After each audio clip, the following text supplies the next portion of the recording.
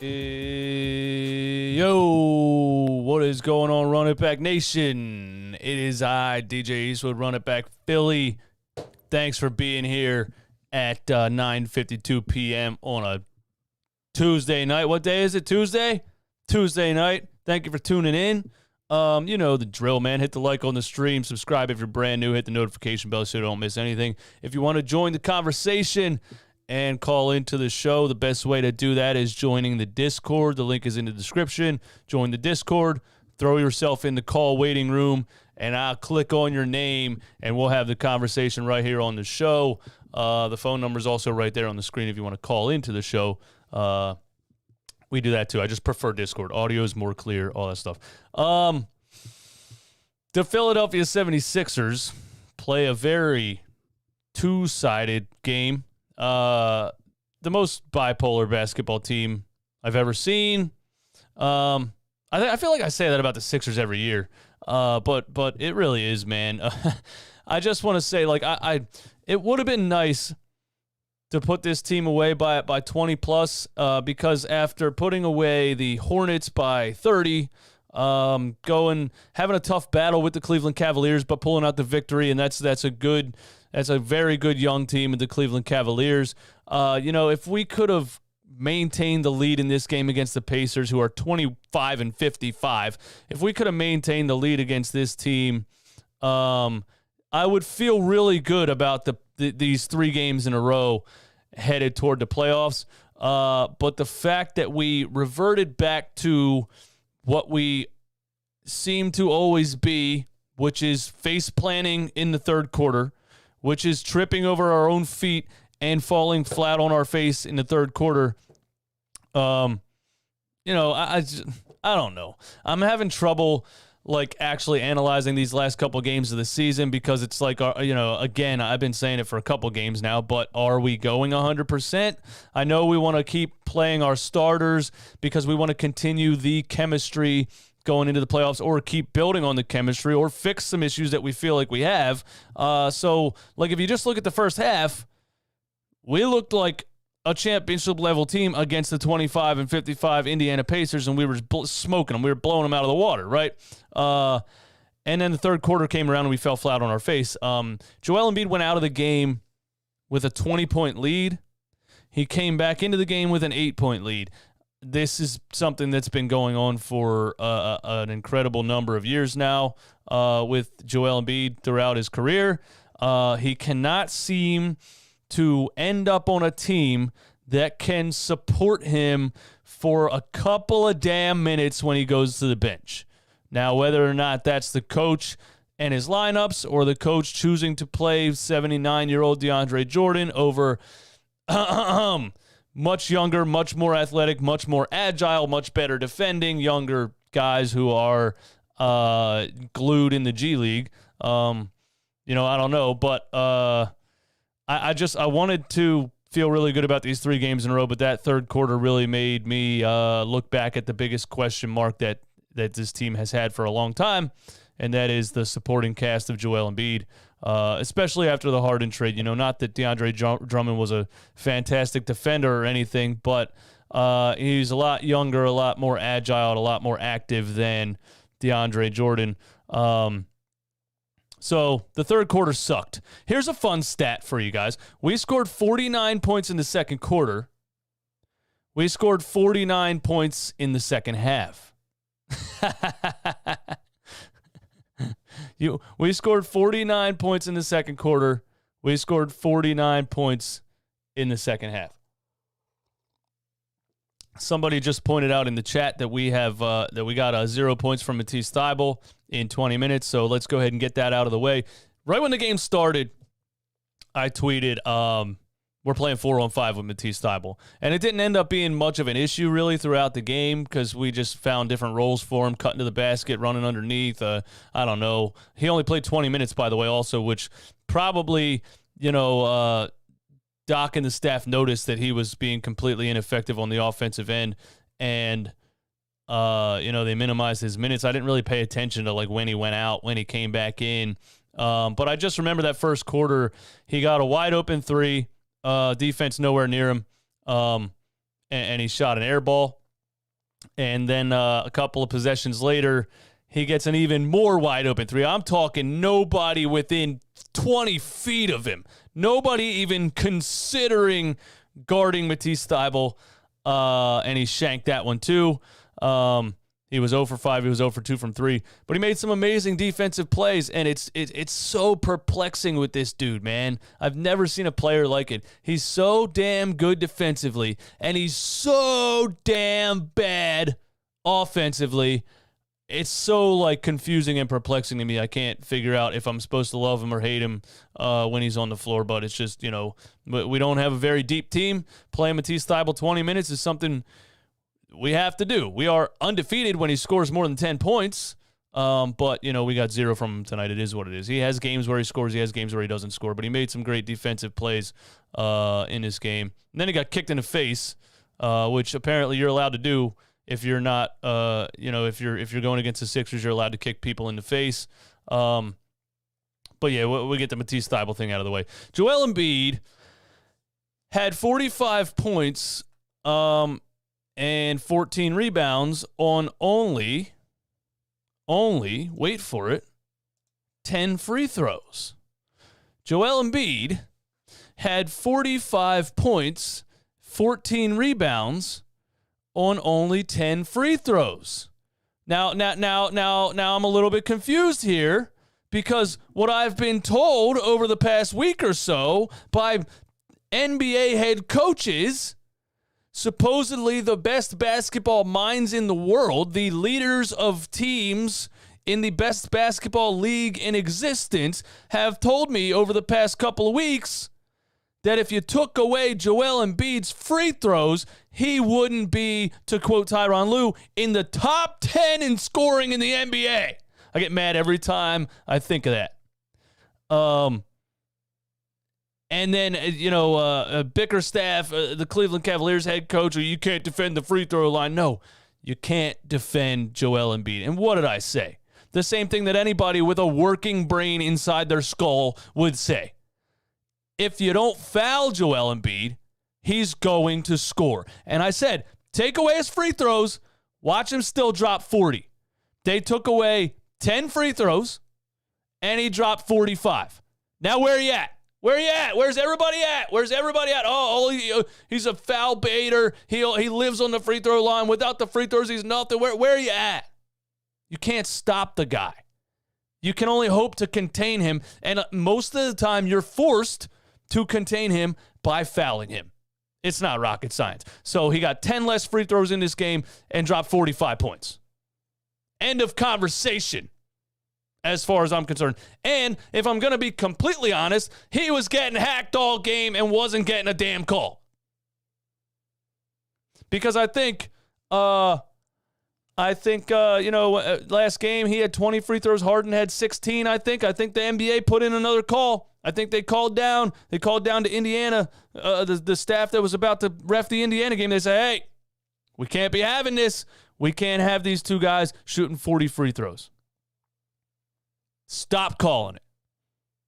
Stop calling it. Just getting slapped on the hand, slapped on the wrist, slapped all over the place. No call, no call, no call. But you know what he does?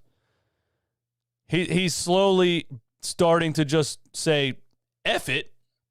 I'm just going to put the ball in the hoop because these dudes can't stop me. I don't even know these guys' name on the Indiana Pacers, to be quite honest with you. I forgot that they traded Sabonis for Halliburton and Buddy Hield. I actually haven't even seen anything from them since that trade. So it was interesting to watch. They had a good third quarter run. They put up a little bit of a fight in the fourth, but Halliburton wasn't exactly doing anything amazing in this game. So again, all of the we lost the trade guys, and we shouldn't have taken the Harden trade. We should have traded for Halliburton and Buddy Hield. I don't know. What was Halliburton exactly doing throughout the course of this game that was leading the Indiana Pacers anywhere? He's a good young player, but he's not on the timeline of Joel Embiid. And when you really watch the game, and you watch, Killian, thanks for the shout out. Get my likes up, man. 198 people in here. Hit the like button.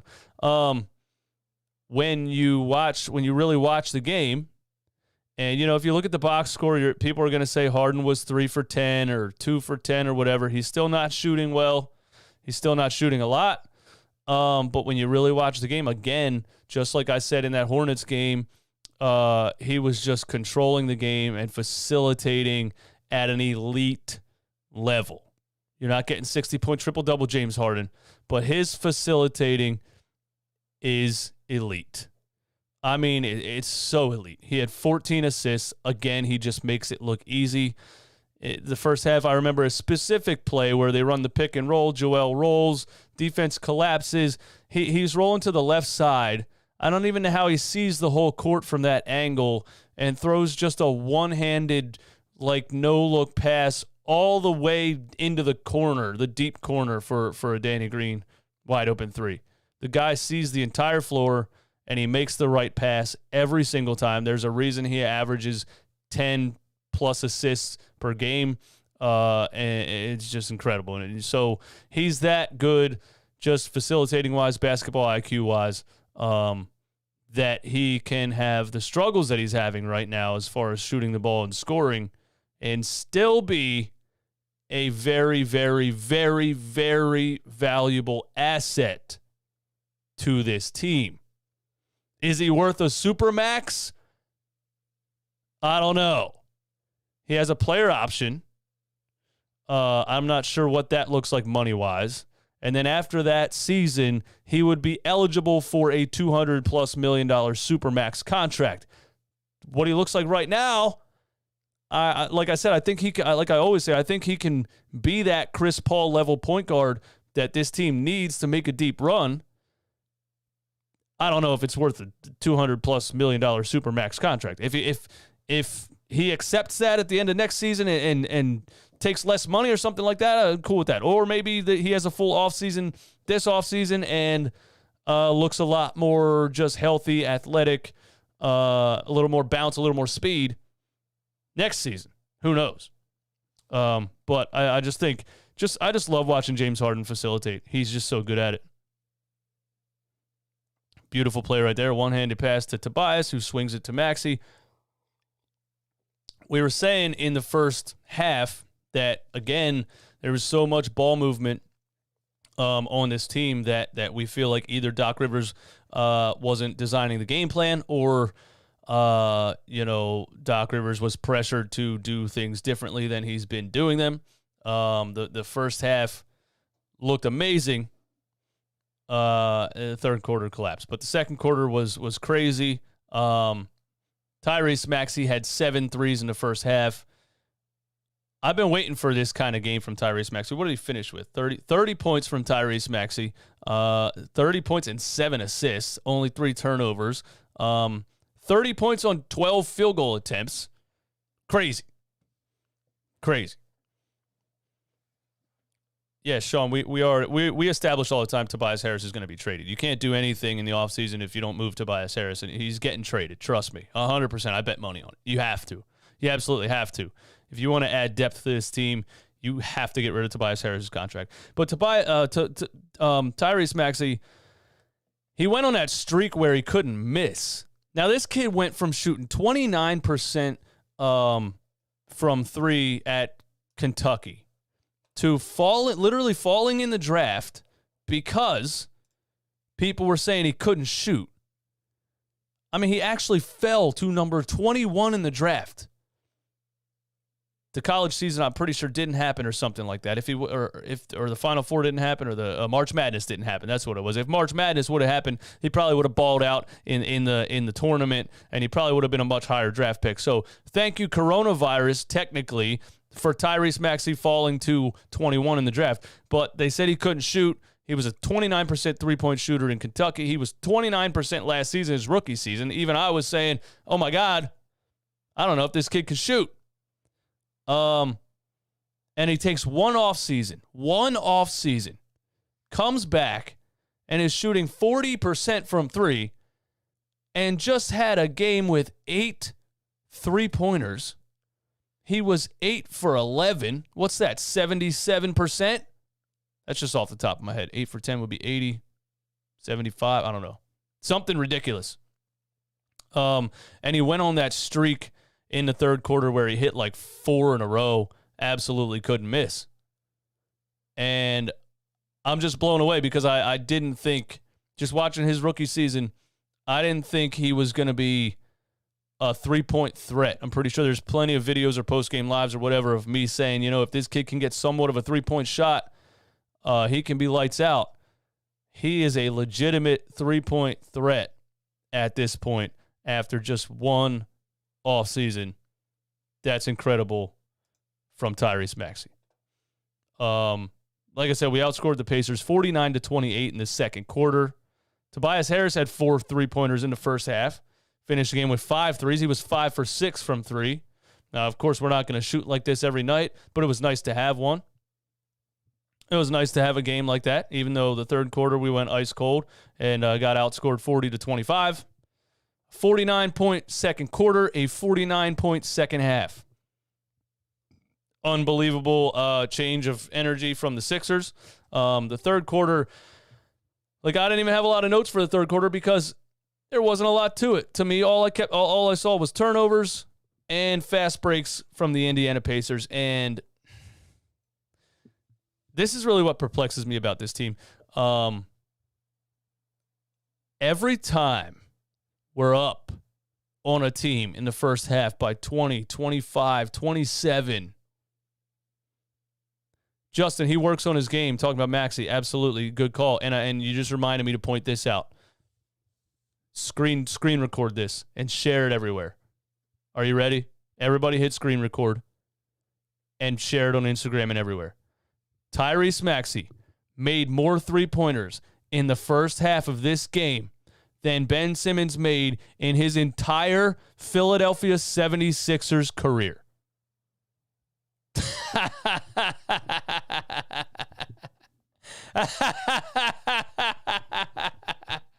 You quit and refuse to come back because you threw me under the bus. Wah, I'm quitting. I'm never coming back. Wah.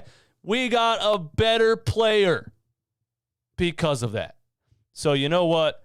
Thank you, Ben Simmons. I don't no longer have to watch you play basketball, and I got Tyrese Maxey out of that debacle, and James Harden too. So thank you. Actually, thank you. Big fan. I'm a big fan of Ben Simmons, actually. Thank you, Ben Simmons. Very nice of you. Very nice of you. But the third quarter collapse, bunch of turnovers. Harden had some really bad ones, like just lazy passes, coming around screens, throwing one-handed passes right to the defense. An inbound pass gets stolen. Come on, guys. Wide open, fast breaks. The Pacers got to lead to 14. They had the lead down to 8 at the end of the third quarter. Let's see. Let's go fourth quarter. And then we'll jump over to the Discord and have some chats with you guys here. Where am I at? Fourth quarter. Oh, the fourth quarter was the Harden inbound pass that got stolen. That I was like, come on, bro. We like, get it together. You know what I mean? Let's go. Let's get it together here. DeAndre Jordan, again, had a couple alley-oop catches in this game. Like, of course, I feel like there's younger players that are better than him or whatever, but this is what we're going to go with. And if we can get decent output by DeAndre Jordan, that would be nice. He still can't defend a fly. He still gets players get offensive rebounds or just rebounds in general around him. He doesn't seem like he can really box anybody out or anything like that. But I guess if you get a couple alley-oop finishes from DeAndre Jordan, that's fun. I don't know what else to say. DeAndre Jordan goes for a block on a fast break dunk, absolutely punches a guy in the head. Ala Adanabi doesn't think there was any contact, and the guy is just and he's the most biased announcer I've ever heard in my entire life. Literally a Philadelphia 76ers player could shoot somebody in the face with a 9mm. That was just a joke, YouTube. Don't flag that. That was a metaphor. A Sixers player could literally haul off and punch someone square in the face, and Ala would be like, you know what? Like, I don't know. From that angle, I didn't see a whole lot of contact. Like, Then he sees, like, the slow replay, and he's like, all right, like there was a little bit of contact there, but is that really a foul, though? Is that really a foul? And then Kate makes fun of him. She's like, oh, we know, back in your day, that wasn't a foul. We've been through this before. I'm like, yo, Kate, even Kate's tired of hearing this garbage. Get this guy out of here. I played with Charles Oakley in 1935, and we were allowed to punch each other in the face in the lane. No, you weren't. Fouls still existed. Knock it off. But come on, man. Nailed the guy in the head. DeAndre Jordan's so bad at defense, he doesn't know the difference between a basketball and a human head at this point. I mean, just two-hand swing right at the dude's head. I understand you're going for the ball, but you absolutely cannot clobber somebody in the side of the head. I don't know if I like that you get ejected for it, but at the same time, in 2022, you're trying to minimize like athletes getting nailed in the head, concussions and things like that. So kind of, yeah. Like you got, like, I get it. You're going for the ball, but you have to be better at going for the ball and not punching people in the face. So DeAndre Jordan gets ejected. I thought he should have got ejected. People on Twitter were saying he should be forced to retire. Any way possible we can get Doc Rivers to maybe look at a different option at the backup center position. And dear God, I just reminded myself that if he doesn't have DeAndre Jordan available, he's just going to put Paul Millsap out there. So it really doesn't matter. Somebody said maybe we'll get to see B-Ball Paul now. Have you met this guy? No, you haven't. The Pacers cut it to 6 in the fourth quarter. And, you know, it's still one of those games where you're like, they're not actually going to lose this, right? Like, they're not going to lose this game to the Pacers. You kind of knew they weren't. They were just, the Pacers were making a run before Embiid and Harden got back on the floor. But with the talent of Embiid, Harden, Maxey, the Pacers weren't going to win this, right? I mean, we did collapse against the Detroit Pistons, but you kind of just knew they were going to pull it out. But it doesn't sit right because the team is top heavy. The team is top heavy, and as soon as guys go to the bench, we get smacked, especially by young athletic teams who can box out, rebound, block shots, steal the ball, run fast breaks, all those kinds of things. So our guys come back in.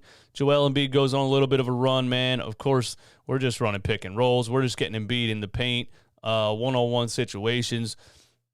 He scored 30 a game almost without James Harden, without somebody elite facilitating-wise that could set him up, and now he's scoring just much easier. Just one-on-one situations in the paint for Joel Embiid. He's unstoppable. He drops 45 and 14 with only 10 free throws. And we pull it out. They had it down to 9 with under a minute left. And then Tobias Harris hits a step-back three. I'm like, step-back three from Tobias? Okay, Tobias. I'll take a step-back three. That's Detroit Pistons Tobias Harris. That's L.A. Clippers Tobias Harris. Other than that, like, I don't really know what to say about this game. We smoked them in the first half, fell flat on our face in the third quarter, and we pulled out the victory. It is what it is. It's the Indiana Pacers. Aaron Cabbage, my guy, MVP of the show.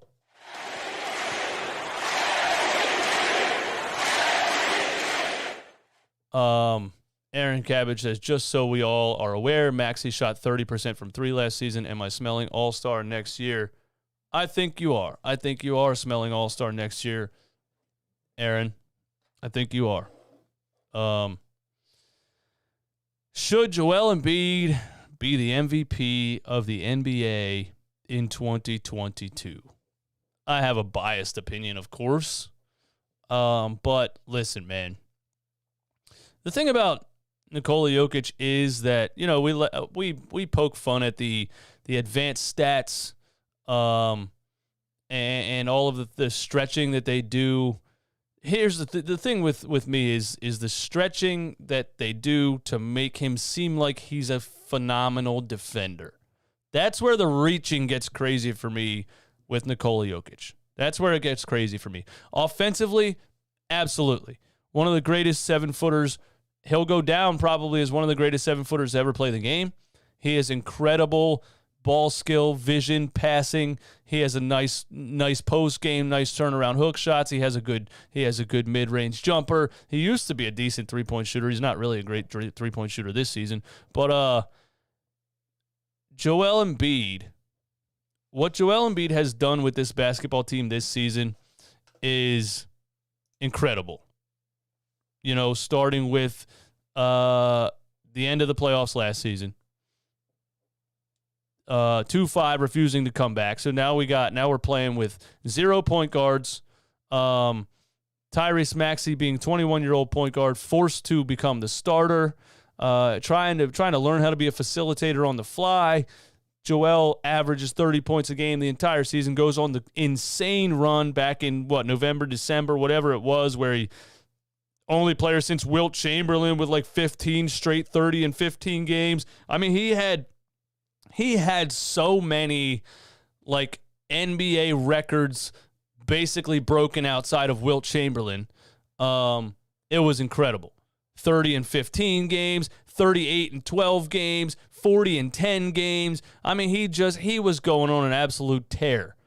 The MVP race seems to be a what have you done for me lately contest. You know, everybody forgets what happened in the middle of the season. Players start to get hot toward the end of the season, and everybody jumps on the bandwagon. We'll say, since this is a family-friendly show, everybody jumps on the bandwagon when players get hot towards the end of the season, like Giannis right now. People are arguing that Devin Booker should be MVP right now. Come on, guys. Come on. Great scorer. MVP? He's not even in the conversation of the top 3 or 4. So, you know, it's really Jokic, Giannis, and Embiid. I just think Joel Embiid has done an incredible job going through all of the adversity that he was forced to go through this season, to just stand up, call Ben Simmons a crybaby, tell him I'm not here to babysit, go out there every single night and drop 30 and 12 every single night, becoming more of a facilitator because of his lack of playmakers on the floor before the James Harden trade. Just incredible.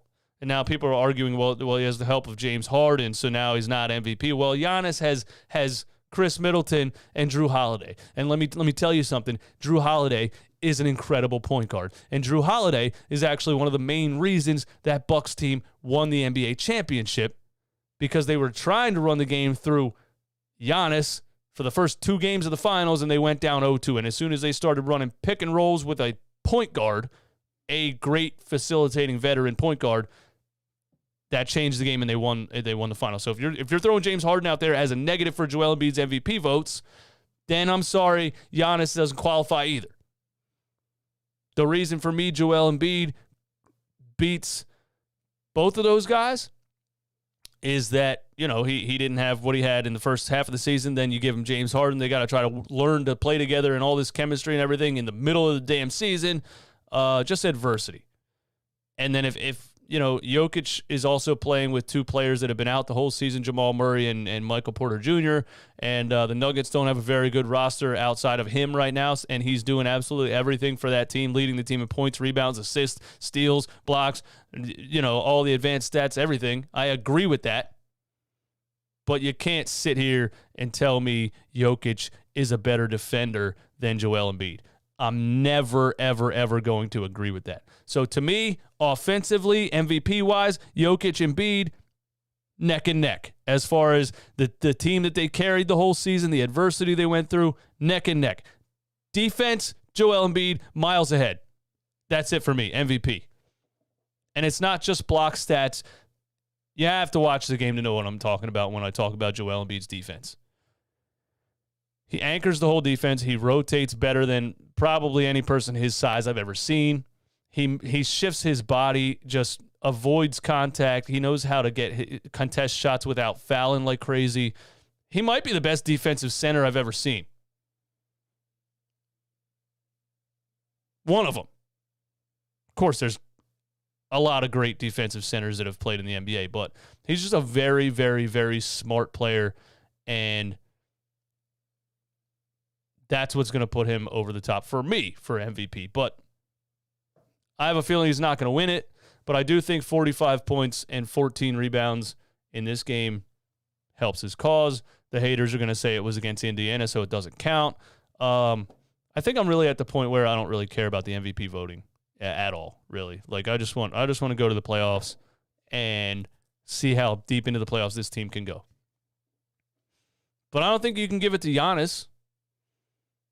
He's on a tear right now, but I don't think you can give it to Giannis. And I think Jokic is going to win it. That's really what I think if I had to make a prediction. But I would like to see Joel Embiid get one in his career. I think this is the year that he deserves it. But it seems like the NBA hates him because he's really, really good at getting fouled. Sorry, Jokic isn't good at getting fouled. What do you want me to say? I think somebody pointed out actually yesterday or the day before or something that Giannis actually averages the same amount of free throws that Joel Embiid averages. Nobody ever talks about his free throws. And Joel Embiid has 1,000 times more skill, more technical skill than Giannis has. Here's what Giannis does on the offensive side of the ball. He takes the ball, he dribbles it literally through the floor. I don't know what kind of reinforced basketballs they have in the NBA, but how does he not dribble the damn air out of the thing? And he carries it like a football player, lowers his shoulder, plows into entire defenses, and either dunks on everybody or gets a foul call. I'm not diminishing Giannis' greatness, but it's 90% physical gifts that Giannis has. Now, he's a good ball handler for his size. He has great body control to get to the rim and finish hard, and he's a good passer, and he's worked a lot on his shot, his three-point shot, his mid-range shot. But really, when I watch him play, he just kind of plows his way into the lane and either gets a foul call or dunks on everybody, and that's just, I don't know, it becomes not very impressive to me. And against the Sixers, he took one dribble from three-quarters court and 17 steps like a damn gazelle and dunked from the free throw line, and nobody said a word. I don't know. I'm not trying to hate on great players. These are three. Jokic, Giannis, and Embiid are three of the best NBA players we'll ever see. So we should really, cherish it and enjoy everybody and not hate on certain players. But I'm just saying, if you're going to ask me why I think Joel Embiid's the MVP over those two, those are my reasons.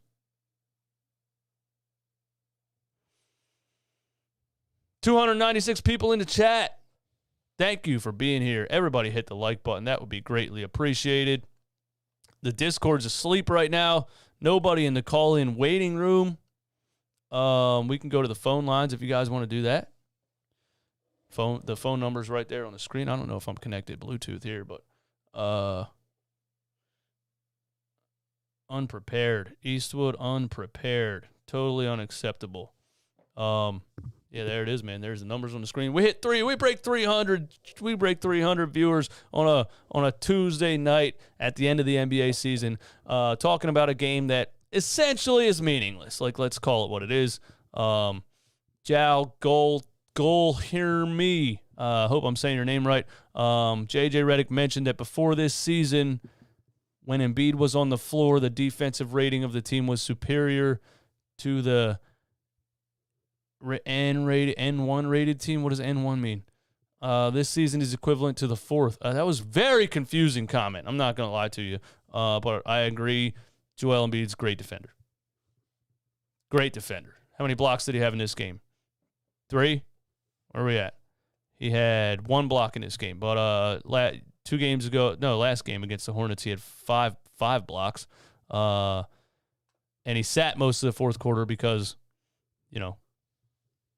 I think we played the Hornets and then Cavs. I don't know. I'm tired.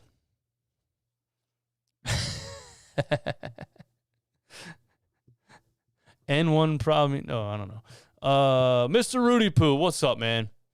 Thanks for supporting the channel as always, my guy. The fake outrage, OMG, Giannis and Joker don't get respect and then proceeds to moan over those guys every day. Narrative sad when we got Harden. Oh my God, Giannis and Joker don't get respect and then proceed to moan over those guys every day. And you guys' punctuation's crazy tonight. I can't read these comments, bro. Random periods and comments all over the place, man. Are you drinking? Is that what's going on here?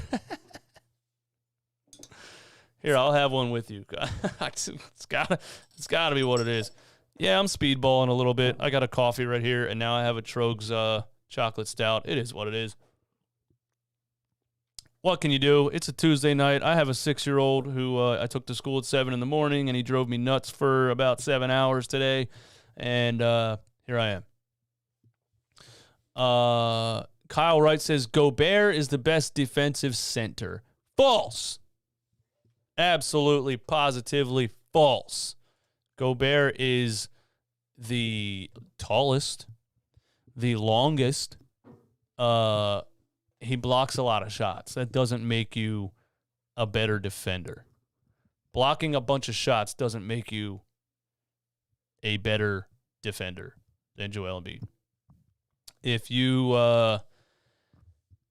just watch the game, watch the way Joel Embiid just moves, watch the way he directs the defense. He's a quarterback back there. He really puts as much effort when he tries. Now there's definitely games where you can tell he's kind of what should we say, load managing himself during the game ish.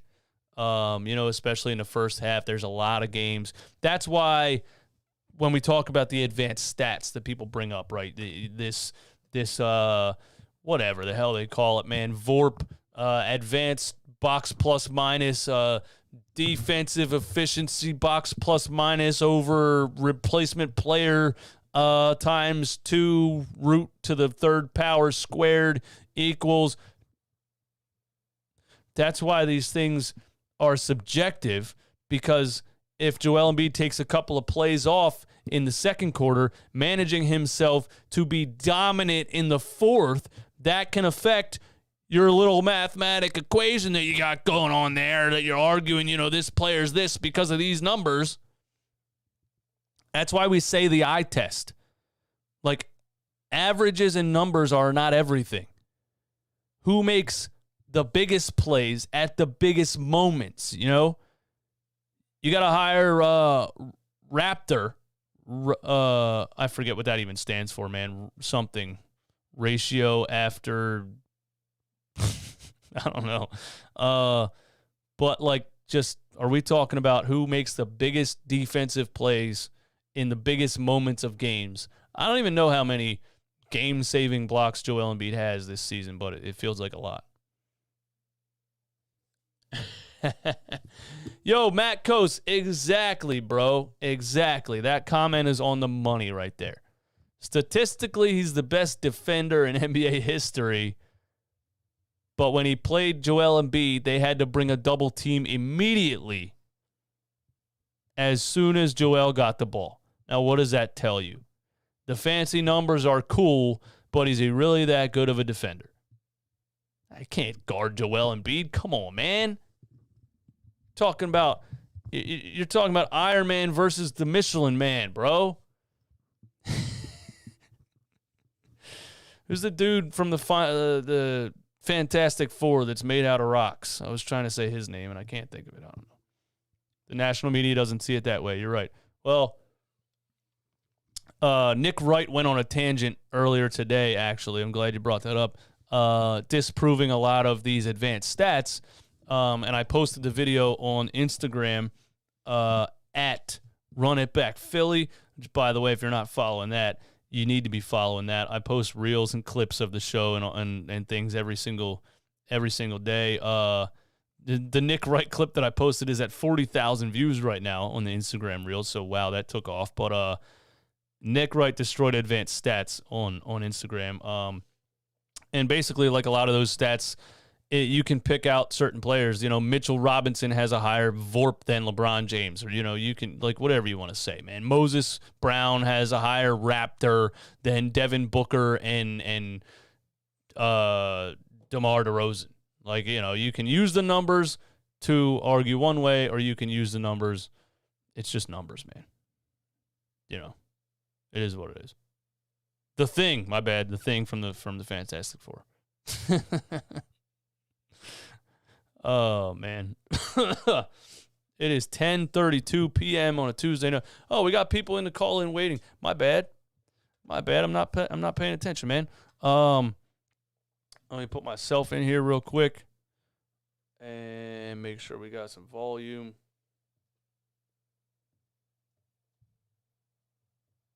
And we got Rome to Royalty in the Discord. If I can get this to work here. Let me click on your name. There we go. Rome to Royalty in the Discord. Yo. What's up, man? Oh, who's this? All right, Rome to Royalty, you're out of here. I don't know what you're doing, bro. I got to join the damn Discord and say, who's this?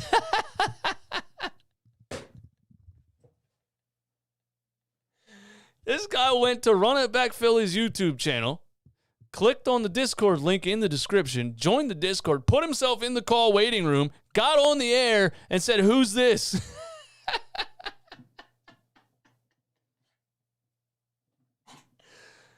I needed that laugh, man. Thank you for that, bro. I think you guys are all drinking just like I am. J-Mel, what's going on? J-Mel in the Discord. My guy. We back. What's up, man? Tobias. Past couple games, Tobias earned his $35 million, but we got the MVP of the league. Everybody talking about Embiid getting all his points from the free throw line. My boy scored 45, 10 free throws out of here. James Harden still struggling. I don't know what we're going to do about that. I'll take his facilitating skills any day. Tyrese Maxey showing up. The bench balling out. Furkan didn't have to step foot on the court and we still win. I'm excited, man. I don't think Furkan is allowed to step on the court anymore. I don't think he's getting any minutes anymore. Never again. No, he had a horrible run and Doc benched him forever. We haven't seen him since. We saw him in one game when we were shorthanded or something. I forget. It was a couple games ago. Yeah. Where he dropped buckets. Everybody was mad excited about Furkan, but yeah, you're right. He did score in that game, and then we never saw him again. Who's the most excited person you are about the bench? Like the most excited person on the bench that you're pumped about?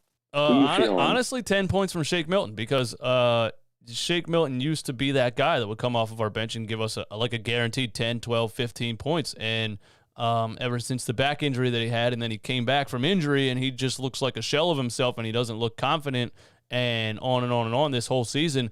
And so I'm excited for his past couple of games. He gave us a little bit of something, but he had 20 points in a game a couple of games ago when the bench really lit it up, and 10 points tonight. So yeah, I'm excited. I think Shake Milton might be coming into a little bit of himself, and maybe he can be valuable in the playoffs off the bench, because Doc runs those lineups where Maxey, Harden, and Embiid are all on the bench at the same time for some reason, and you need a ball handler, and it seems to be, Shake Milton.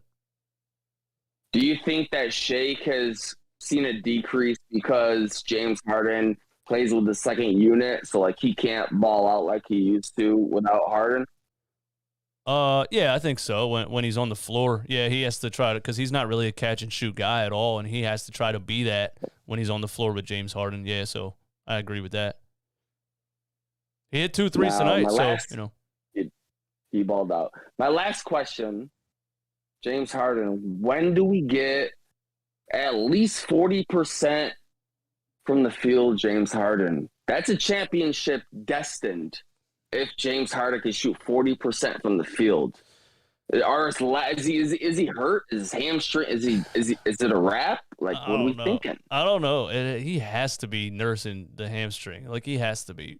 He's getting no explosion off of his drives. He's getting no elevation when he tries to go up to the rim. He doesn't have bounce when he's shooting the jump. Like, he hit a couple threes tonight, but I don't know. He looks slow, and he looks like he can't jump. So that's either just, not in shape, the hamstring's still bothering him, or this is just James Harden now, and that's what he's going to be. I don't know. Say it ain't. So I want him to hit that contested. Now that Ben Simmons is chilling on the bench all year, like it's a win-win. Seth, done for the season. The only thing I'm missing is, we got Butterfingers, DeAndre playing center. I was so excited when he got the flagrant 2 today, because now it's like, all right, no, we don't have to deal with DeAndre no more. We need Bassey, man. We need Bassey. It's crazy. Crazy. Last time Bassey played against the Denver Nuggets in November, he had 12 points and 7 rebounds and 5 blocks. To him. Come on. Are you kidding me? And we Doc said, DeAndre Butterfingers there? Well, let me find out that's Doc's second fucking son-in-law that he wants to keep on the fucking team. Oh, I'm done. All right, man. Hey, thanks for calling, man. I appreciate it. Thanks, my guy. Yeah, man. Later. Yeah, last time Charles Bassey got NBA minutes was against the Denver Nuggets. He had 12 points, 7 rebounds, 5 blocks. He was smacking dudes' shots off the backboard with aggression. And Doc said, all right, listen, I got a 21-year-old, 6'10", absolute stud. Send him to the G League. I don't want anything to do with him. Give me Paul Millsap. Charles Bassey goes down to the G League, drops 37 points and 21 rebounds in 31 minutes the other night. The guy's a man amongst children in the G League. What are you doing? Then every game, you see these other teams that have these young, athletic guys that you've never heard of, and it's like this dude's, getting offensive rebounds or dunk putbacks or whatever, and it's like, where's our guys? Where's our young guys at? Why aren't we doing that?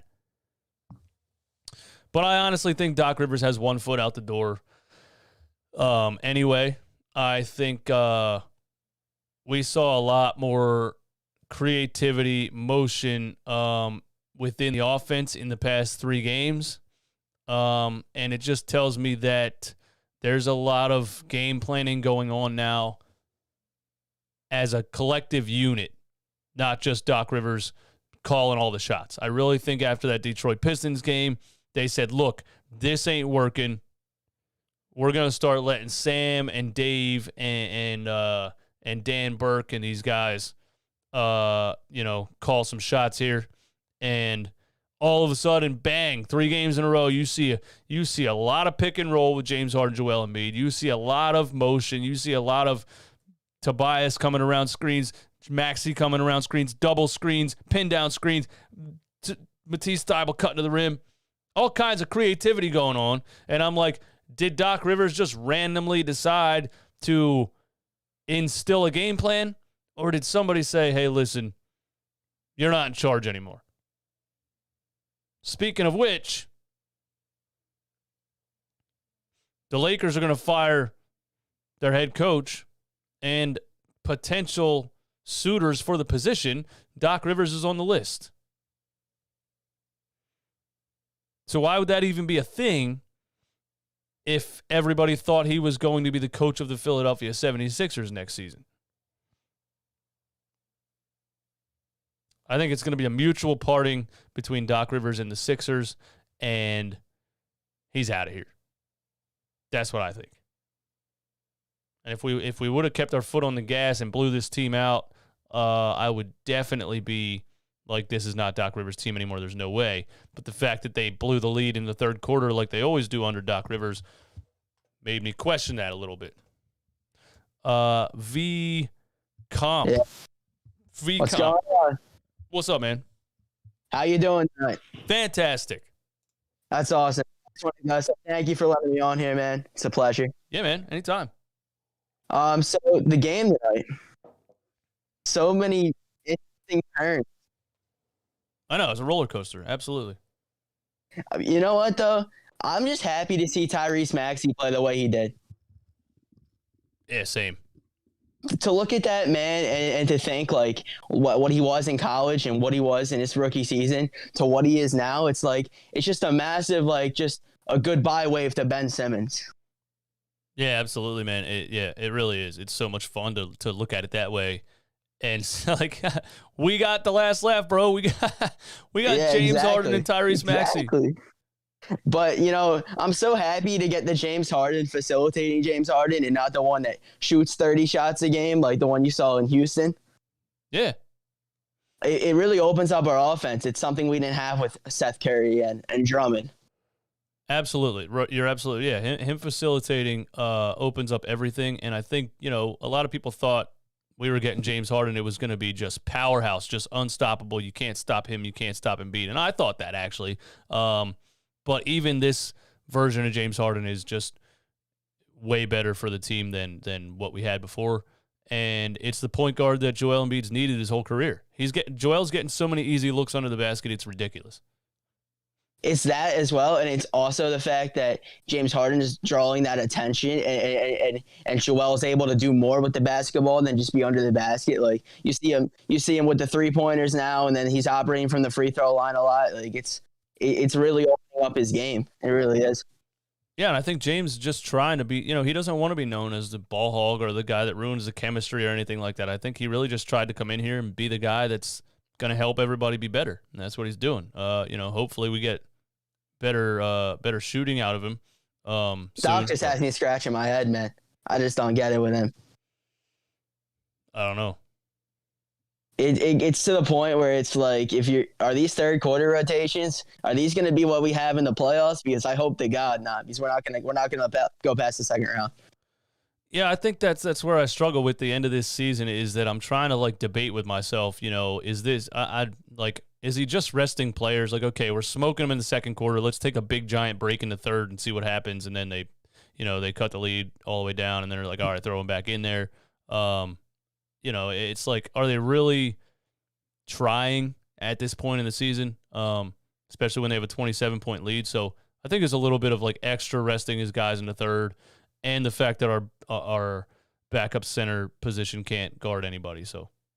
Well, it's funny. You see Basti put up 40 points in the G League and can't be bothered to be played for 5 minutes in a game. Exactly. That's what I'm saying. When people respond and they say things like, "Yeah, you think these G Leagues are going to save the season or do this or do that?" I'm like, I'm not saying these kids are going to come out here and be Shaquille O'Neal in his prime. I'm saying give the kid 5 freaking minutes. Give him 5 minutes, man. Why not? It's unbelievable. Yeah, it's crazy. It's unbelievable that we have a 35-year-old center that's been on every team in the basketball league out here that can't even get a rebound over a small forward, and we can't get Carl Bassey 5 minutes. I just don't get it. Yeah, Charles Bassey, if he was on the OKC Thunder or a tanking NBA team, he might be averaging 20 and 10 right now. Yeah. I'd say it. Yeah. And I love the team in terms of the talent we have in our starting five. The bench, for as much slack as we give it, the bench can have its moments where we can score a little bit with it.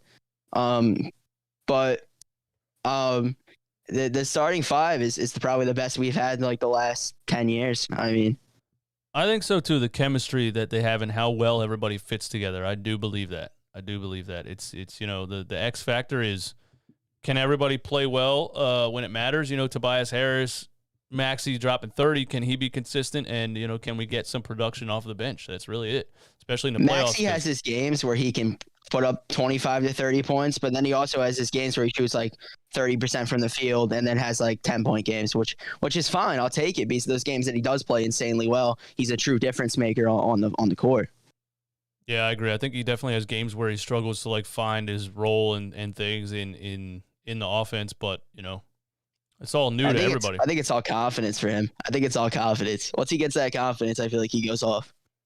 Oh yeah, he was confident as hell tonight, man. He was letting it fly. Shot 10 3-point attempts, 11 I think, 11 3-point attempts. That's awesome.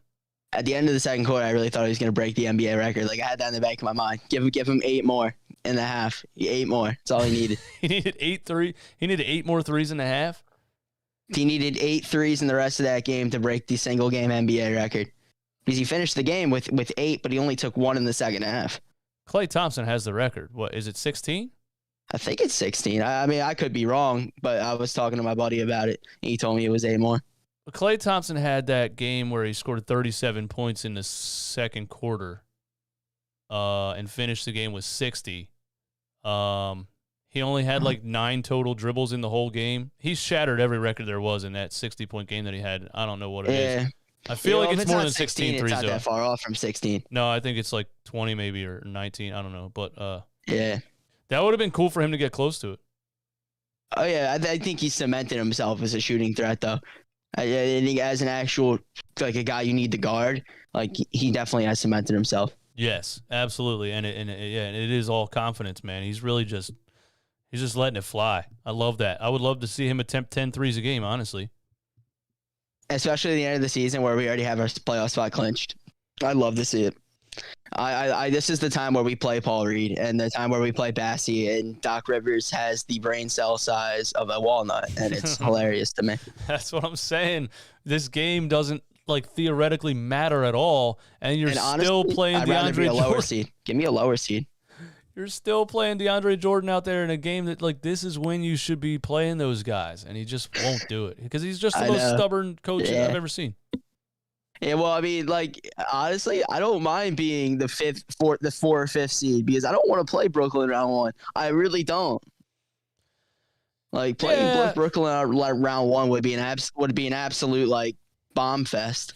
Well, here's how I feel about it. Honestly, I think listen, if this Sixers team isn't good enough to beat Brooklyn, then, you know, we need to be looking, like, towards the offseason and what we can do to really, you know, like, get rid of Tobias Harris's contract and really try to get some more help off the bench and other role players, 3-and-D wing guys and things like that. So if they're not good enough to beat Brooklyn, I don't know if I want to make it all the way to the maybe Eastern Conference Finals and lose to Brooklyn because, Doc Rivers probably keeps his job if that happens. I might rather just get bounced by Brooklyn in the first round, get Doc the hell out of here. You know? I would honestly look to Brooklyn, see if we could trade Tobias for Drummond and a pick, or see if we can trade Tobias and something else for Drummond and, like, Joe Harris, which would be insane for us. Yeah, nobody wants Tobias Harris with that contract. There's no. You're gonna have to give Tobias and a first round pick for anybody to even take on that contract. I really think. I think he has value, but not max contract value. I really like the way he's been playing though, like as more of a spot up shooter, which has been great. Yeah, you're not wrong, and he's increasing honestly his trade value. Yeah, he is, because it's like he's starting to look like he fits with Harden and these guys better and better and better. But he's never going to be worth that contract, so it doesn't really matter for the Sixers that much in the long run. You know what I mean? It's like, oh, Tobias looks like he fits now. Yeah, but you're still not going to pay him that money. So it's well, it also runs into the question: is this team good enough to make a championship run? And then the answer would that be we need a better bench. Yeah, they're going to win or lose based on the bench. That's the way that I'm going to say it, I guess. Like if you can get 25 from the bench. If you can get good games from Shake Milton, George Niang, maybe Danny Green can hit a couple shots. The backup center position, you know, just don't get torched for 17 straight points from Giannis. That's asking a lot. We're going to live and die by what happens when Joel Embiid goes to the bench. I definitely think that. Yeah, I'm sick and tired though of Danny Green shooting and then walking away from the basket like it's Green every time, and the man just misses consistently. It gets annoying. He's a one-trick pony, man, and he's at the end. You know, he's not the defensive juggernaut that he once was. So all he really has left is catching fire threes, and You know, the Joel MVP award starting to mean less and less to me. I want him to get it so bad, but I just need him to be healthy for the playoffs. It's such a big like playoff run we're gonna need to have. You can't have him hurt for it. Yeah, I agree with that too. You know, people want him to play the whole game just so he can score 50 or 60 points and you know, have a better argument for MVP. But I'm like, why do we care that much about that? Like, I would like for him to get it, but I don't care that much about it. And the only reason Jokic even has a chance is because of those advanced stats, which is mind boggle me. Yeah, the Completely. the advanced defensive stats are the ones that really make me scratch my head because Yeah, like they say in the chat all the time, like he had Joel Embiid one-on-one several times and they had to bring a double team right away. He can't defend. And you look at it this way too. Jokic can't do what Joel Embiid does. Joel Embiid can hit step back threes. Jokic cannot do that. Joel Embiid can operate at the foul line consistently. Jokic struggles at times with that. Joel Embiid defensively is a monster, and Jokic, the only reason he's looked at so good defensively is because of those advanced stats. It's wild.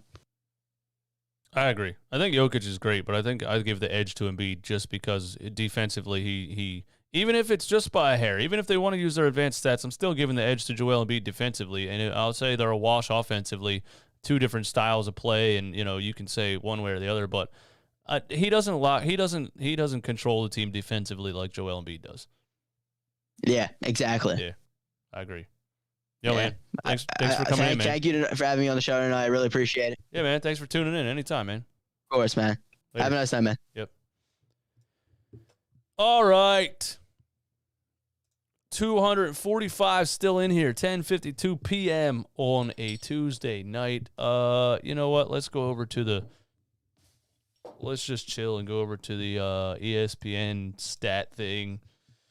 What do I want to look at? I knew how to do this before. NBA. Oh, there we go. Play-by-play, team stats, Gamecast. What's Gamecast? Is that what I want? We shot 57.5% from three. That's crazy. We shot 57.5% from three in this game. The Indiana Pacers shot 30%. Obviously we're not going to shoot 57% from three on a regular basis. But it was fun to watch. We came back down to earth in the third quarter. Only 12 likes on the stream? That can't be right. 255 in here, man. Hit the like button for me one time. Hit the like button for me. We set a franchise record, 17 threes in the first half. We set a franchise record, 23 three-pointers in the game. That was fun, man. It was fun to watch. Third quarter collapse wasn't fun to watch. But,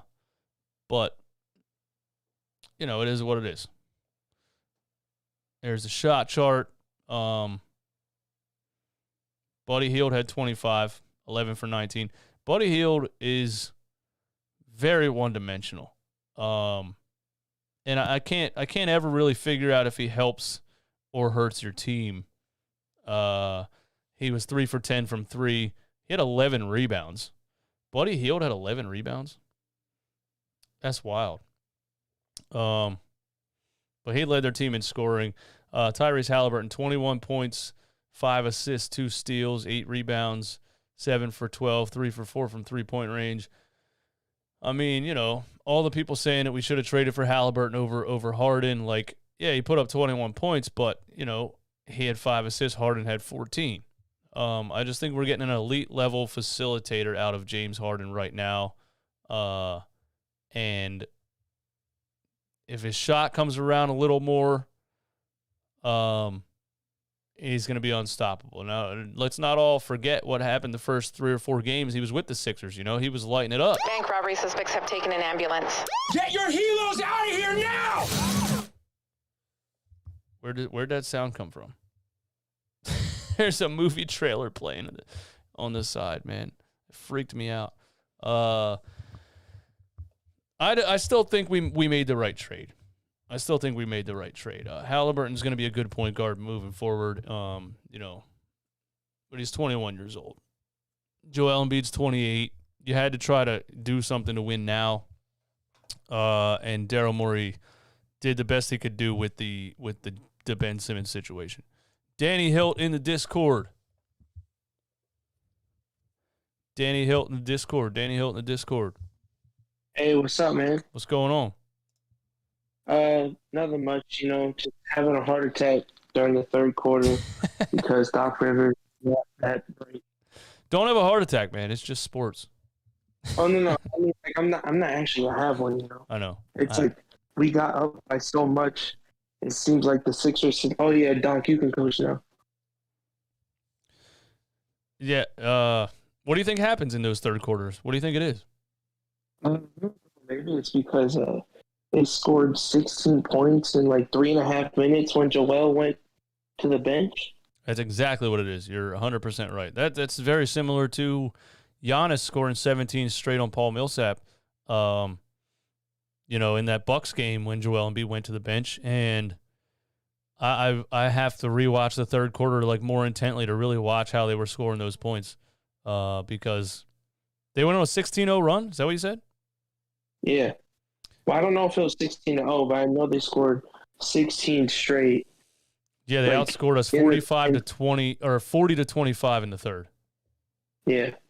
That's bad. Nearly threw it to quit.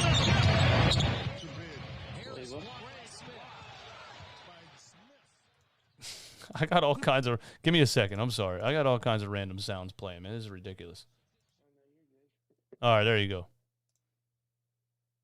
Yeah, I mean, like, as soon as Embiid went to the bench, they scored 16 points. And I think we only scored like 4. And then they only scored 16 points in the last like 9 minutes after DJ got ejected. I just laugh when people remind me that DJ got ejected. Bro, I'm not gonna lie, it's not like I was happy, but like I was a little excited because Doc actually put Embiid in before the 7-minute mark. Yeah, people were saying that he was forced to. Yeah, he was. Because it's okay, Paul Millsap, Paul Reed, or should I put in Embiid early? He should have went with It's Paul. like this dude's not that bright. He's really not. And I just think no, but he's a great coach, and I think the Lakers should hire him. Mm-hmm. Yeah, absolutely, man. A public service announcement. Listen, Doc Rivers is a Hall of Fame level coach. He's definitely in the top 15 in the league. He's one of the best coaches of all time. Just a great personnel coach. He's incredible with developing young players and giving guys a shot and really finding like talent, needle in a haystack kind of guy. He finds young talent everywhere. The Lakers need to get younger, so they really should look into Doc Rivers. And listen, if we're not good enough for him and he kind of decides, hey, look, Joel Embiid, MVP level player, and James Harden, whatever, like I want to go somewhere else, and he goes to LA, like shout out to LA, good for you, man. Like we'll be sad to see him go, but LA, man, like you should really, if you have the opportunity to take this Hall of Fame coach, you should definitely do it. 100%. Take that. That's it's my funny speech to because the league. after the game tonight, I was watching the G League game right after, and I'm just watching him. I'm like, bro, Bassie actually looks exactly like what DJ's doing. It can't be that much different. Nah, he's better. He's better. He's just better. I mean, I posted. Oh, well, yeah, he's better. I'm just, like. It really blows my mind. I posted some of his highlight clips on Instagram. And I mean, there's a play where he runs a pick and roll with Shake Milton and catches the ball on the roll mid stride and does a Euro step finger roll over a defender. The kid has serious skill at 6'10". I don't get it. He can score. He can defend. It's ridiculous that he gets zero time on a team that has DeAndre Jordan backing up Embiid. 100%. Like the bench is bad, but honestly, if we just had like a decent backup center that didn't believe all the time, the bench wouldn't look that bad. Right, exactly. That's just one specific thing I can't figure out. The anti Charles Bassie, Doc Rivers. I just can't figure it out. You can't look at that kid and look at Paul Millsap or DeAndre Jordan and think that they should be getting all of the backup center minutes. That's just something I can't figure out. But again, there's been so many coaches, there were so many things Brett Brown did I couldn't figure out. I think of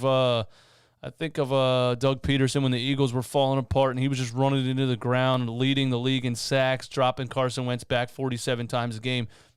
It's like these coaches, they think they're on such a pedestal that they don't listen to anything on the outside because they think they're so right with everything they're thinking all the time that they like shoot themselves in the foot.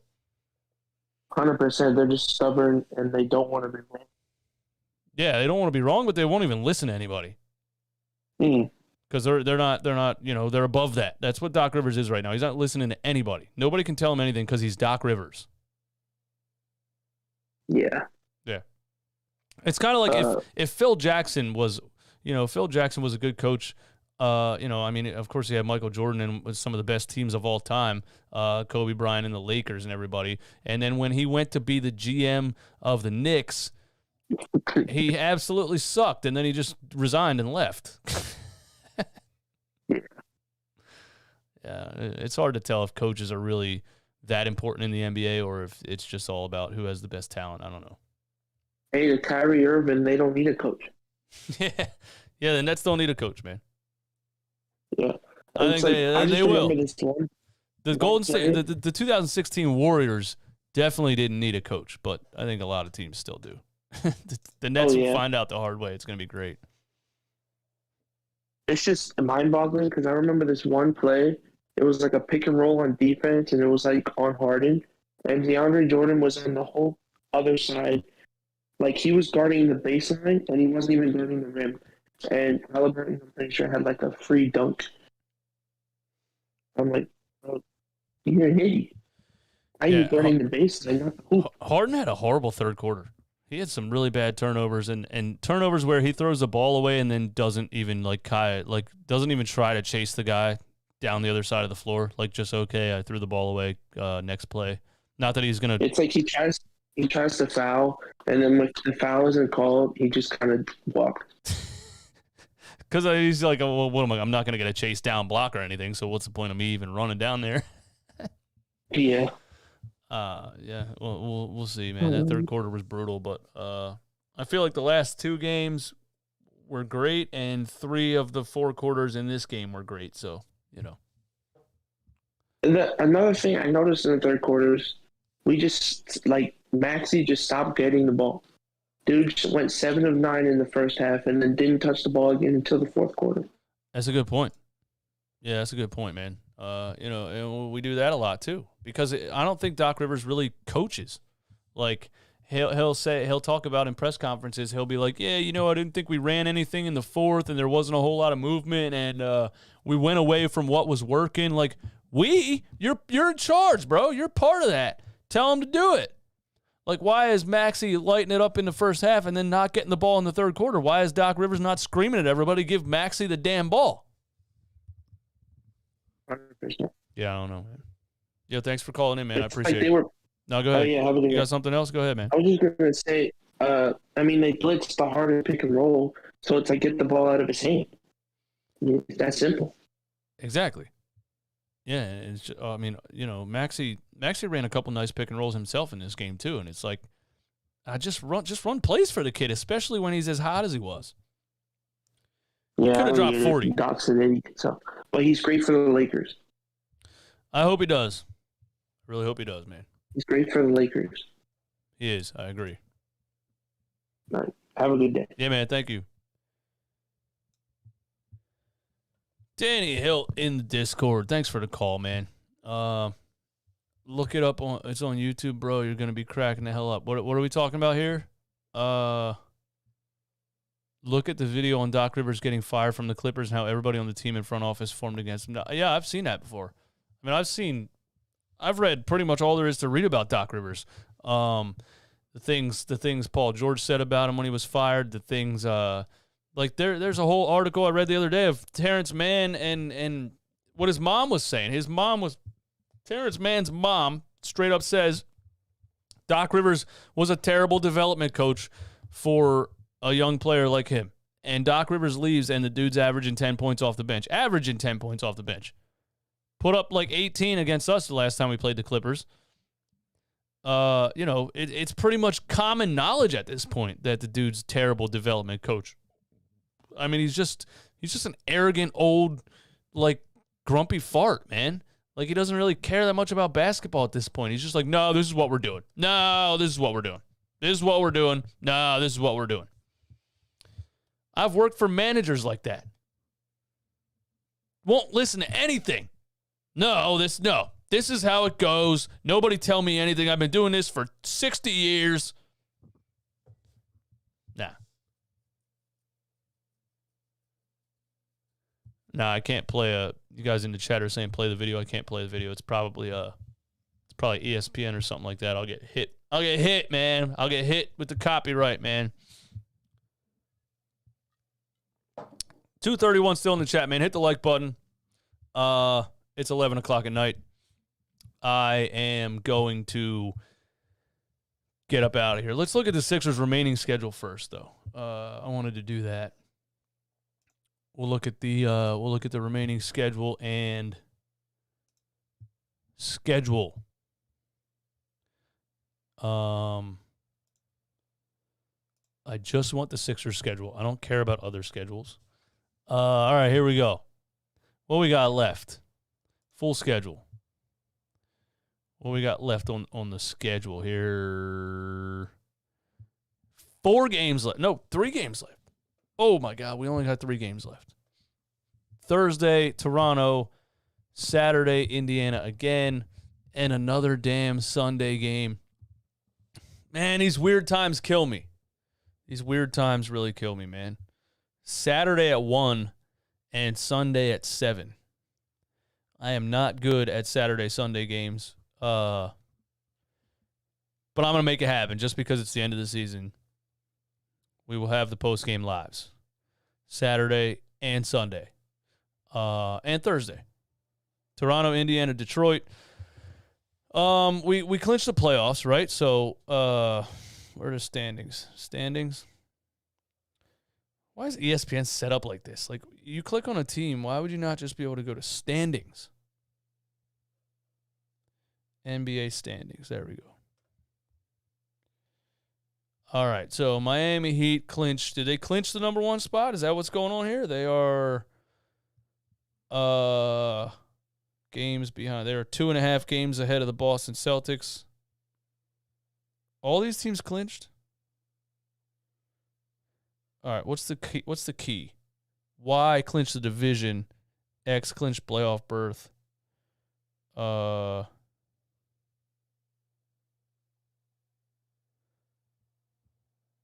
I mean, with 3 games left, I guess Miami's pretty much clinched first, right? There's no way they could get passed up by the Boston Celtics, right? All teams clinched. All right, thank you for that, Doe. So, Miami, Boston, Milwaukee, Philadelphia. All right, so we're tied with Milwaukee for the 3rd seed, right? So, where do we want to be? Where do we really want to be? This is a good segment. This is a good segment right here. Where do the Sixers want to be? What seed do we want to land on? Can I get a playoff bracket? Expanded. What does expanded mean? So the Brooklyn Nets are looking at a play-in tournament. There's a bracket around here somewhere. Playoffs. Whatever. I can't find the bracket. You want to Lucci? What's up, man? Says you want to be the 3rd seed and play the Bulls. That's a good. That's not bad, actually. That's a good idea. So the play-in tournament goes 7 plays 8, right? And the winner of that is the 7th seed. And then 9 plays 10, and the 8th seed plays the winner of 9 and 10. So Brooklyn should beat Cleveland in a play-in tournament. I mean, let me know in the chat if I'm wrong about that, but I'm pretty positive that's how the play-in tournament works. So I think Brooklyn beats Cleveland in 7 games. I would think, even though Cleveland is, a nice young team. I would think Brooklyn wins that game, especially with Kyrie being able to play now in home and away games, which, by the way, I never got to comment on this. And I don't normally touch on things like this. But you're telling me a mayor made an exception to a rule for athletes and entertainers. So you're telling me there's still a vaccine mandate in the state of New York City. In the state of New York City? In the city of New York City. Whatever it is. Yeah, the mayor, New York City. So you're telling me there's still a mandate, a vaccine mandate, in the city of New York City where people that are employed in New York City have to be vaccinated to be able to work. Okay? And that's still has to do with coronavirus. So you're telling me that's still a thing because you're protecting people from a virus, right? But then you're going to sit around and say, okay, but we will make an exception for athletes and entertainers. Now, how the hell does that make any sense? Seriously. Because if you're doing it because you believe that you're protecting people from a virus, how would you make random exceptions? How would basketball players and freaking Billy Crystal selling out an arena or whoever, Tom Petty or whoever, how would that be safe if you believe that the mandate is to protect people? It's to protect people, but we're gonna let athletes and entertainers not have to be vaccinated. Makes no sense. Also, shout out to all the nurses and whoever else that lost their damn jobs that they have to go to be able to keep the lights on in their house because they didn't want to get vaccinated. But millionaire NBA players and entertainers get a pass. That's where I'm at with that. Nets paid them off.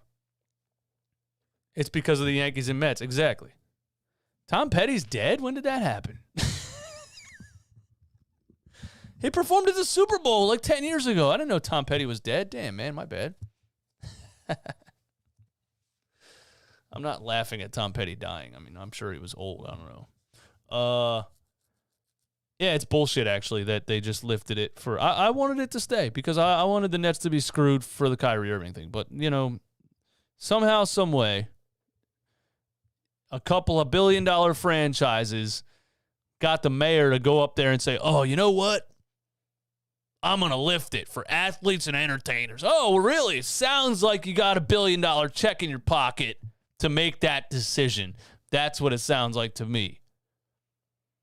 How much money does a mayor make? I'm sure he's pretty well off. Somebody knocks on his door with enough money. 100 mil? 100 mil? 100 mil! Hey. You lift this mandate right now, I'll put $100 million in your PayPal tomorrow.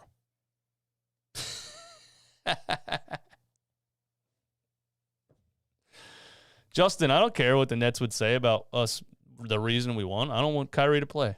I want to beat the Brooklyn Nets. I don't care if it takes, vaccine mandate or what. But, so Brooklyn should beat Cleveland. I went on a bit of a tangent there. Brooklyn should beat Cleveland. Charlotte versus Atlanta, if they finish there. That'll be a good series to watch, man. I guess it's not a series, right? It's one game. Oh, Daniel, my bad, bro. I went on a tangent. I wasn't even reading stuff, man. Daniel sent the bracket in the Discord. Oh, that's sweet. I can't bring it up on the screen, though, because I have to, screen video share, whatever the Discord. But, all right, Charlotte, Atlanta, and Cleveland, Brooklyn. So Brooklyn beats Cleveland. I'm taking Brooklyn. Atlanta, Charlotte game will be fun, but I'm going to take Atlanta. I just think, the Hornets are nice. I don't know, man. Maybe LaMelo Ball's out. Maybe they prove me wrong here, but I think, I think Atlanta's going to maybe take that. Maybe you get a 40-point game from Trae Young. Whatever. Then Brooklyn plays. Wait a minute. I'm wrong. Well, yeah. Brooklyn wins and goes to the 7th seed, so they play Boston then. And the winner of 9-10 and the lose. Yeah, so then Cleveland would play Atlanta if I'm right about who won those games. And, man, that'd be a fun game to watch too. And I might take Cleveland in that game. Either way, Cleveland gets beat by Miami in a 7-game series. Brooklyn and Boston in a 7-game series. That'll be fun. And then, yeah, we're looking at either, or we're basically where we're at right now. We're looking at either playing the Bulls or the Raptors. So you guys in the chat are telling me you'd rather play the Bulls than the Raptors. Is that what you're saying?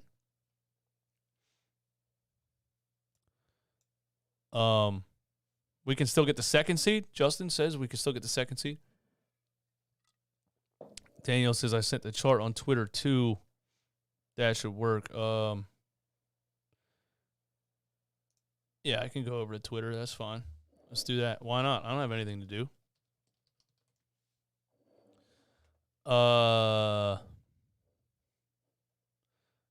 Oh, you sent it in the messages? I don't want to put my messages on the screen. Hold on a second.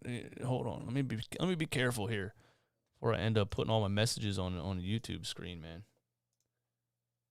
There we go.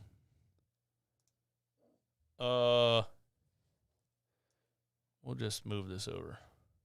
See, this is what I mean. I'm working with OBS, so when I start adding new things, I gotta readjust the screen and all that. There we go. There it is. Let's get this out of here. All right, there it is. So we're looking at, somebody said we could still finish in the 2nd seed.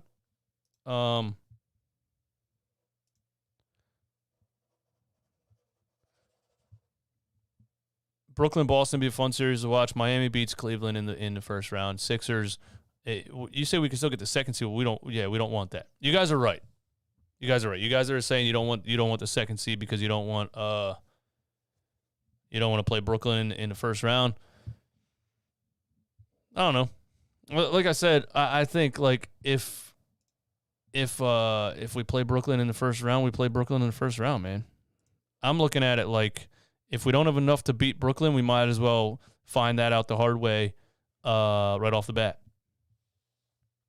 That's how I look at it, seriously. I want to go deep into the playoffs, but what's the point of winning 2 rounds just to play the Brooklyn Nets and lose, and then potentially not too many things happen? I'd rather just play the Brooklyn Nets right off the bat. But if you're the Sixers team and upper management, do they want the 2nd seed? Do they want to play Brooklyn? Probably not. So I don't think teams lose games on purpose, but Boston, Milwaukee, Philly all tied. So the next couple of games will decide, what seed we finish. But I think I'm going to agree with you guys that the best seed for us, I'd like to play Brooklyn in the first round, honestly, but I think I'm going to agree with you guys. The best seed for us would be the 2nd seed and play the Chicago Bulls, or is that the 3rd seed? That's the 3rd seed, right? Yeah, the 2nd seed would play 7. The 3rd seed and play the Chicago Bulls. I'm going to go with that. I think that's our best first-round matchup. 3rd seed, play the Chicago Bulls. We can beat the Raptors, too. I'm not worried about that either. So, where we're at right now, we'd be playing the Raptors in the first round. We can beat the Raptors in a 7-game series. And, maybe Boston takes out Brooklyn in the first round, if that happens. And we had a lot of trouble with Boston when we played them the last time we played them. But I'm pretty sure that was before we had James Harden. Correct me if I'm wrong. We lost by, 38 points or something ridiculous? They smoked us, right? But they also lost, what's his name, man? Big dude. Why do you want to beat the Raptors in the first round? I don't want to lose to the Raptors in the first round. What do you mean? Why would I not want to beat the Raptors in the first round? Yeah, Robert Williams. Yeah, they lost Robert Williams, and he was a major reason that we struggled in that game because they had great double triple teams on Joel Embiid and really shut him down, and we didn't have much of an answer. I think so. Boston minus Robert Williams really takes away a lot of their defensive dominance. Marcus Williams, Robert Williams. Who knows? They have a lot of firepower, though, man. Jaylen Brown, Jason Tatum, Marcus Smart. That's a tough matchup, man. Boston's a tough matchup. So if Brooklyn ends up 8 and Boston takes out Brooklyn and we beat Toronto, does that mean we play Toronto? Let me go back to the Discord thing. We beat Toronto. We would then play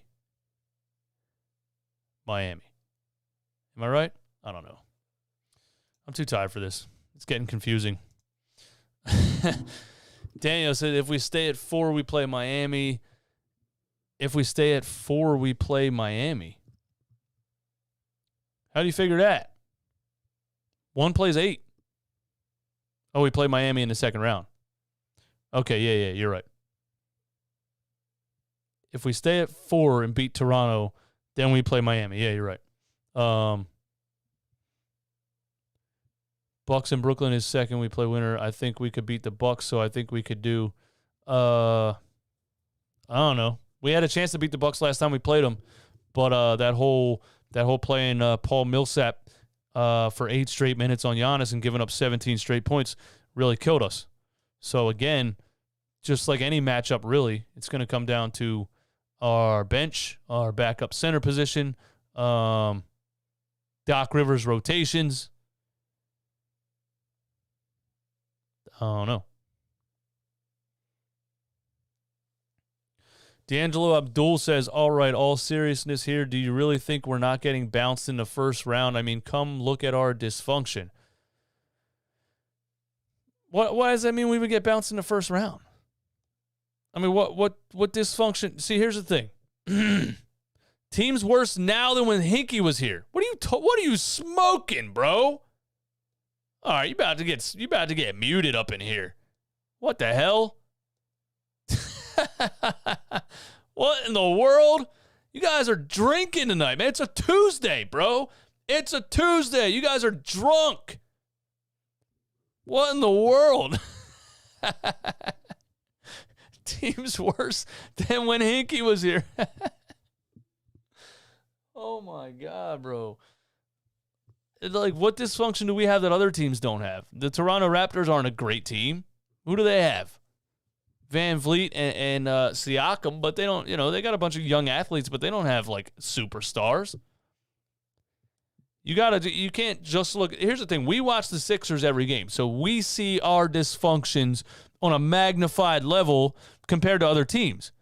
But the thing is, if we watched other teams as much as we watch the Sixers, we would see those teams' dysfunction or deficiencies just as much. So you want to look at our deficiencies. You could say why the Milwaukee Bucks lose 30 games. You could say why the Boston Celtics lose 30 games. You could say why the Chicago Bulls lose 34. They don't have Lonzo Ball now, who's probably not coming back for the year. Is Caruso even back yet?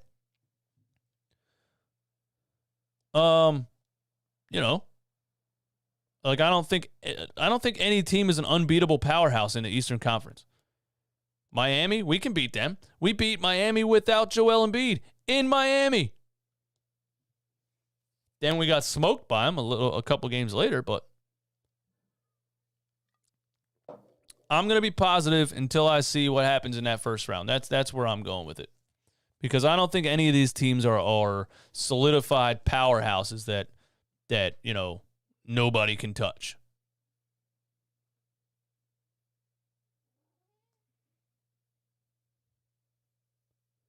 Caruso is another Matisse.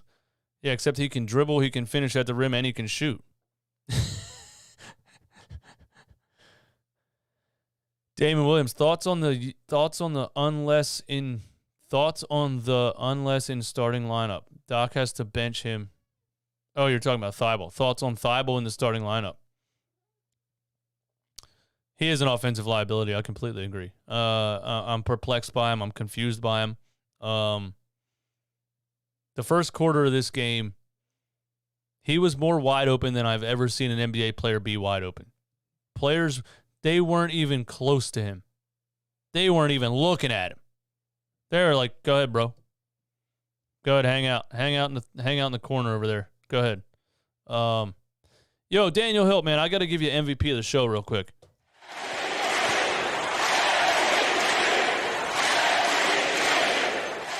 Daniel Hilt, MVP of the show, man. Thank you for your support. What if Brooklyn lost in the play-in tournament? That would be epic. But that's borderline impossible. They're not losing to the Cavs. I would. Yeah. You're not. No. Kevin Durant's going to drop 47. Kyrie's going to drop 48. Nah. And we did make them a deeper team. We did. Did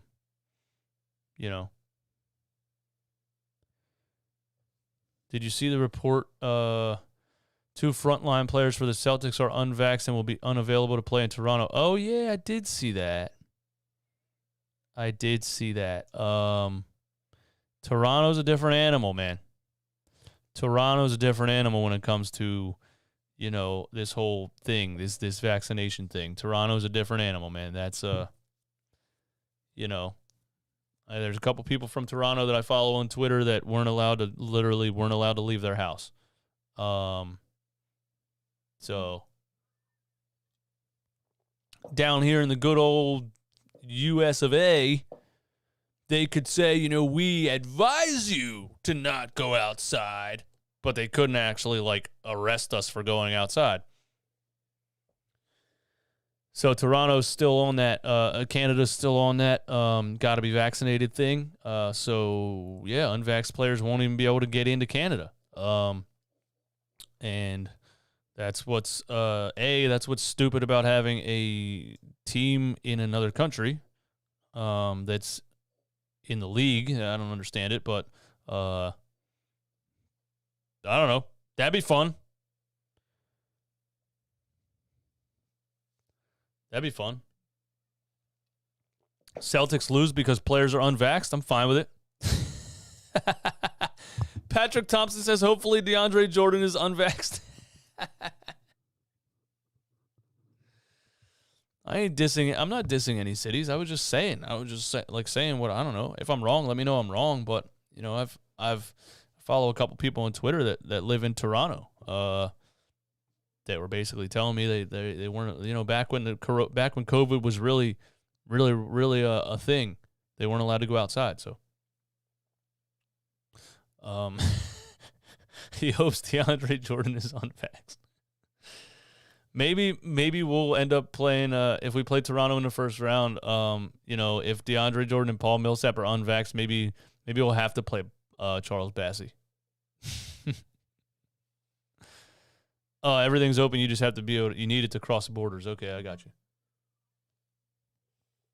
Can't just show a negative test? Hey, I don't have COVID, man. Let me in. All right. I'm out. Been up here for an hour and 43 minutes. Thank you guys for hanging out with me, man. 242 people still in here listening to me ramble. You guys are awesome. Run It Back Nation. You know the drill, man. We'll be back for post-game Toronto Raptors on Thursday. And let's look at the Toronto schedule for a second because Toronto doesn't play into Toronto just beat Atlanta tonight, so we're tied. And their next game is us on Thursday. So actually it's kind of a big game on Thursday, right? Is it? Or are they? No, they're behind us a little bit. I don't think they're not in that tie. Toronto's not in that tie. What am I saying? I'm just tired. None of these games matter. None of these last three matter really unless we really want to move up to the third seed or third or second seed. I'm fine with staying where we're at or moving up to the third seed, but if we get second seed Brooklyn, I'm cool with that too. I don't care. Bring them on. I'm out. Peace.